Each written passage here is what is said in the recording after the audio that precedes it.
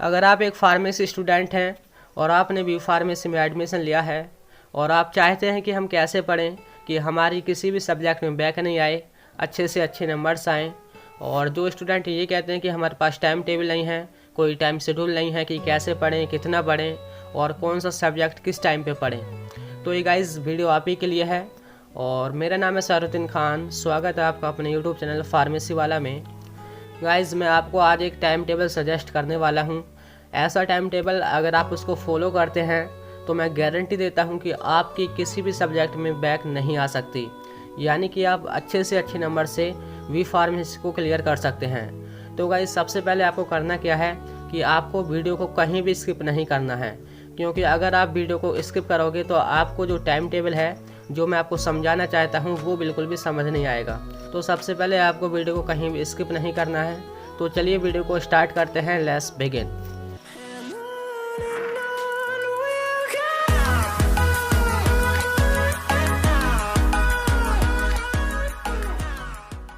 तो गाइस सबसे पहले मैं आपको बता दूं कि आपको टाइम टेबल को डेली फॉलो करना है, यानी कि ऐसा नहीं करना है कि आज हमने पढ़ लिया टाइम टेबल के हिसाब से तो 2 दिन गैप छोड़ दिया उसके बाद फिर, तो ऐसा नहीं करना है। आपको टाइम टेबल जो है वो डेली फॉलो करना है, उसमें कोई भी चेंज नहीं करना है।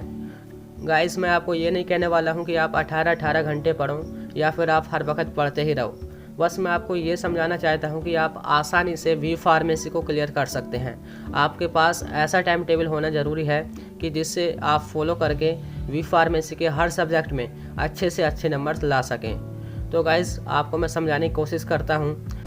हमारा जो टाइम टेबल है वो 2 कंडीशंस पर है। एक कि जब आप कॉलेज जा रहे हो, यानी कि जब आपको कॉलेज जाना हो, और सेकंड कि जब आप घर पर हो। घर पर यानी कि जब आपकी छुट्टी हो, यानी कि हॉलीडे हो, या फिर सैटरडे हो, या फिर संडे हो। ठीक है, तो 2 कंडीशंस हैं। तो पहले हम बात करते हैं जब आपको कॉलेज जाना हो। तो देखिए जो ये टाइम टेबल है आप अपने हिसाब से इसमें चेंजेस कर सकते हैं। जहाँ भी आपको लगे कि हम यहाँ पर मतलब थोड़ा चेंज करना चाहते हैं तो आप आसानी से अपने आप खुद कर सकते हैं। ठीक है, तो मैं आपको केवल समझाना चाहता हूँ कि आप इस तरह से आप अपना टाइम टेबल बनाएं। तो सुबह उठने की बात करें तो आपको चाहिए कि आप जितनी जल्दी सुबह उठ सकते हैं आपको जल्दी से जल्दी उठने की कोशिश करनी चाहिए, क्योंकि सुबह जितना भी जल्दी आप उठोगे वो आपके लिए उतना ही फ़ायदेमंद होगा। और हमने टाइम टेबल में रखा है कि आप कम से कम 6 बजे आपको सुबह उठ जाना है। बिल्कुल आपको बिस्तर से उठ जाना है।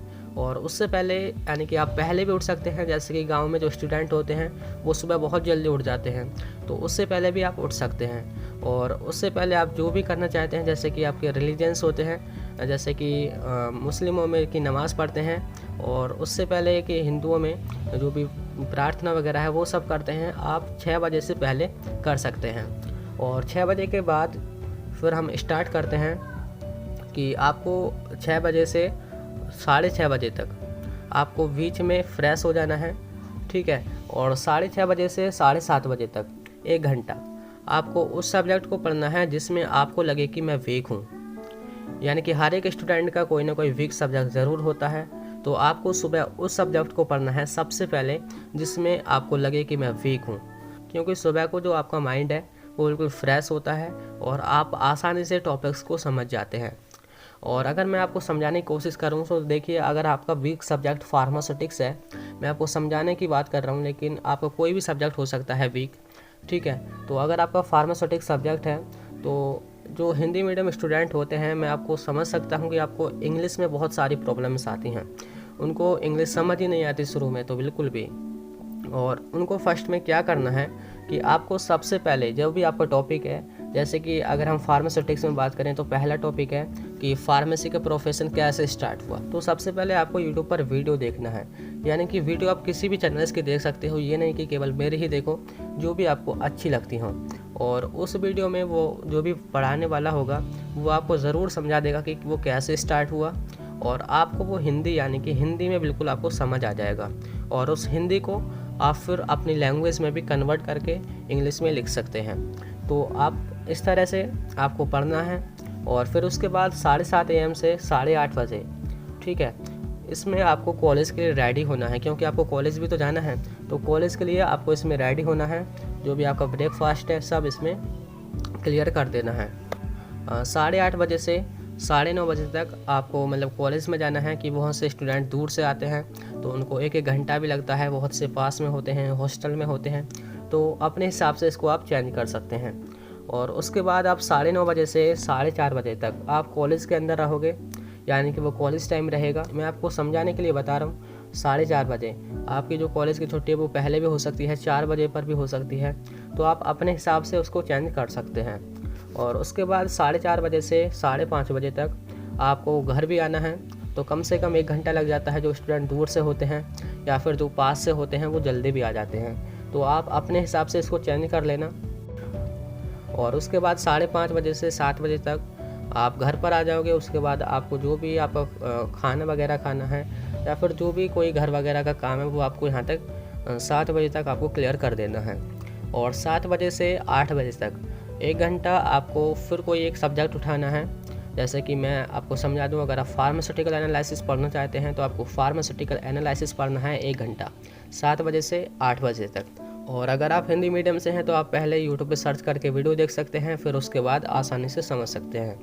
और उसके बाद 8 बजे से 9 बजे तक आपको कोई दूसरा सब्जेक्ट पढ़ना है, फार्मास्यूटिकल इनऑर्गेनिक केमिस्ट्री जैसे कि, ठीक है, आप उसको पढ़ सकते हैं।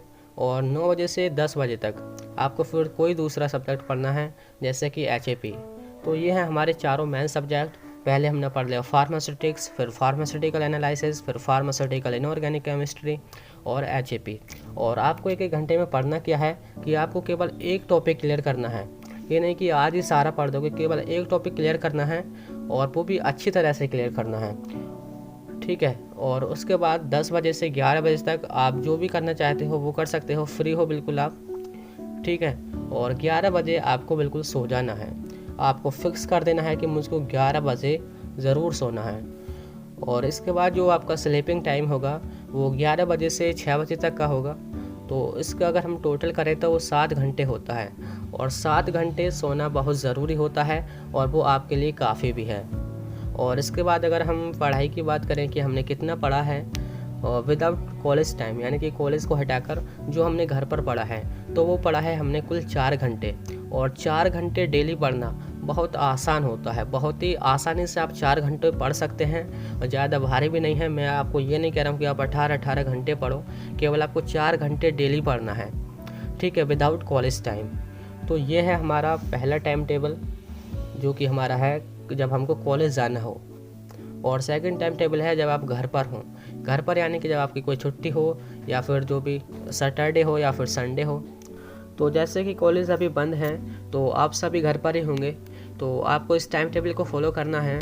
और अगर हम इसमें उठने की बात करें तो आपको 6:30 बजे तक आपको बिल्कुल फ्रेश हो जाना है, ठीक है, उठकर आपको फ्रेश हो जाना है। और 6:30 बजे से 7:30 बजे तक आपको उस सब्जेक्ट को पढ़ना है जिसमें आप वीक हो, ठीक है। आपको वीक सब्जेक्ट को पढ़ना है, जैसे कि आपका फार्मास्यूटिक्स हो या फिर फार्मास्यूटिकल एनालिसिस हो या फिर आपको जो भी सब्जेक्ट हो, आपको उस सब्जेक्ट को यहाँ पर पढ़ना है। और इसके बाद 7:30 बजे से 8:30 बजे तक आपको लगता हो जो भी आपका अदर सब्जेक्ट हो, जैसे कि फार्मास्यूटिकल इनऑर्गेनिक केमिस्ट्री है, अगर आपको लगे कि हम इसमें भी वीक हैं तो आपको उस सब्जेक्ट को पहले पढ़ना चाहिए। यानी कि जिसमें आप वीक हों, यानी कि आपको लगे कि मैं वीक हूँ, तो आपको पहले उस सब्जेक्ट को पढ़ना है।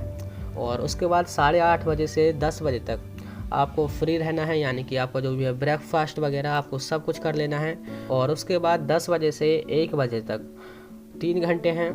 इसके बीच में आपको क्या करना है, जब आपके कॉलेज खुल जाएंगे या फिर अभी भी आपको वर्क दे दिया होगा कि आपको प्रैक्टिकल फाइल बनानी होती हैं और प्रैक्टिकल फाइल में एक्सपेरिमेंट करने होते हैं जो कि हर एक सब्जेक्ट की बनती है, तो उसमें आपको लिखना पड़ता है। तो इतने बीच में यानी कि 3 घंटों में आप उनको लिख सकते हैं आसानी से।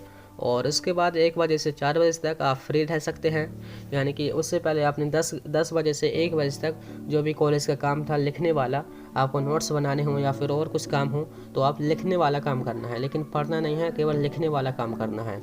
और उसके बाद 4 बजे से 5 बजे तक, 5:30 बजे तक आपको कोई सब्जेक्ट पढ़ना है, जैसे कि फार्मास्यूटिकल एनालिसिस है, आपको उसको पढ़ना है।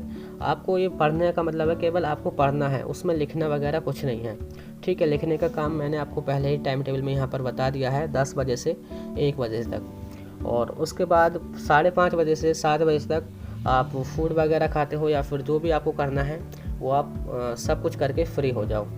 और उसके बाद 7 बजे से 8 बजे तक आपको कोई सब्जेक्ट पढ़ना है, जैसे कि HAP है। और इसके बाद आपको 8 बजे से 9 बजे तक कोई इंटरनल सब्जेक्ट जैसे कि कम्युनिकेशन स्किल है उसको पढ़ना है। और 9 बजे से 10 बजे तक आपको कोई भी दूसरा सब्जेक्ट हो, जैसे कि बायोलॉजी हो या फिर रिमेडियल मैथ हो, तो आपको उसको पढ़ना है। तो ये है हमारा वीक शेड्यूल, यानी कि जो भी हमारे जो इंटरनल सब्जेक्ट हैं, अगर आप उनको एक वीक में पढ़ते हो, यानी कि उनका केवल रिवीजन करते हो, तो वो उनके लिए काफ़ी होता है।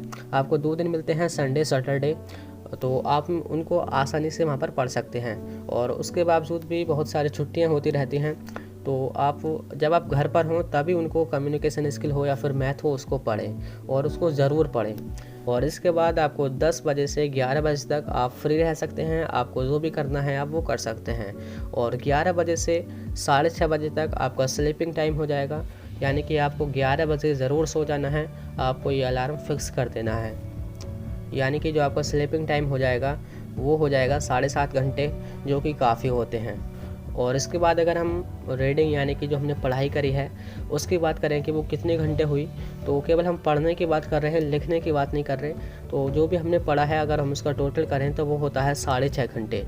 6.5 घंटे कब होते हैं? जब आप घर पर हों, जब कॉलेज जा रहे हों, जब आपको केवल 4 घंटे पढ़ना है। 6.5 घंटे विदाउट राइटिंग, ठीक है। तो 6.5 घंटे मैं समझता हूँ कि आपके लिए काफ़ी हैं। और आप इतना पढ़कर बी फार्मेसी के सेमेस्टर में, हर एक सेमेस्टर में अच्छे से अच्छे नंबर नहीं, बहुत अच्छे नंबर्स ला सकते हैं। और इस टाइम टेबल को आप अपनी इच्छा अनुसार चेंजेस कर सकते हैं, जहाँ भी आपको चेंज करना है। आपको जो भी वीक प्लान हो या फिर आपका डे प्लान हो उसमें आप चेंजेस कर सकते हैं। तो ये था हमारा टाइम टेबल। आई होप आपको अच्छा लगा होगा, आपको समझ में आया होगा। अगर आपको थोड़ा भी हेल्पफुल लगा हो तो हमारी वीडियो को लाइक ज़रूर कर देना।